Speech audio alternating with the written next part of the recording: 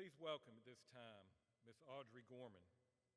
She will be reading for, in your program, if you saw, Mr. Tyson Funderburk, who could not make it. They had an athletic event that was changed. So we appreciate Ms. Gorman doing that for us tonight. She's going to be reading the powerful Gettysburg Address delivered by President Abraham Lincoln on November 19, 1863, at the dedication of the Soldiers' Cemetery at Gettysburg, Pennsylvania. Ms. Gorman.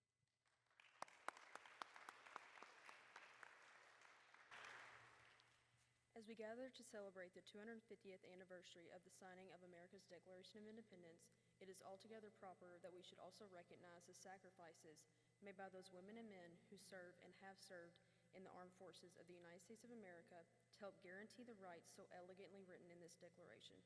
Freedom is not free. Without their willingness to sacrifice and offer their lives in service to others, there would be little to celebrate. However, those who have not served have a somewhat greater responsibility. It is with this in mind that the Gettysburg Address is being read on this day of recognition and celebration. The Gettysburg Address, delivered by Abraham Lincoln at Gettysburg, Pennsylvania, November 19, 1863. 77 years ago, our fathers brought forth on this continent a new nation, conceived in liberty and dedicated to the proposition that all men are created equal.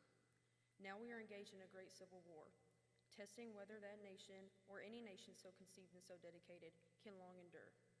We are men on a great battlefield of that war.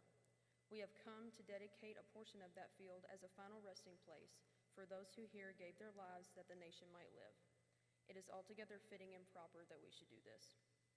In a large sense, we cannot dedicate, we cannot consecrate, we cannot hallow this ground. The brave men, living and dead, who struggled here have consecrated it, far above our poor power to add or detract. The world will little know nor long remember what we say here, but it can never forget what they did here. It is for us, the living rather, to be dedicated here to the unfinished work which they who fought here have thus so far nobly advanced. It is rather for us to be here dedicated to the great task remaining before us, that from these honored dead we take increased devotion to that cause for which they gave the last full measure of devotion, that we here highly resolve that these dead shall not have died in vain, that this nation, under God, shall have a new birth of freedom, and that the government of the people, by the people, for the people, shall not perish from the earth.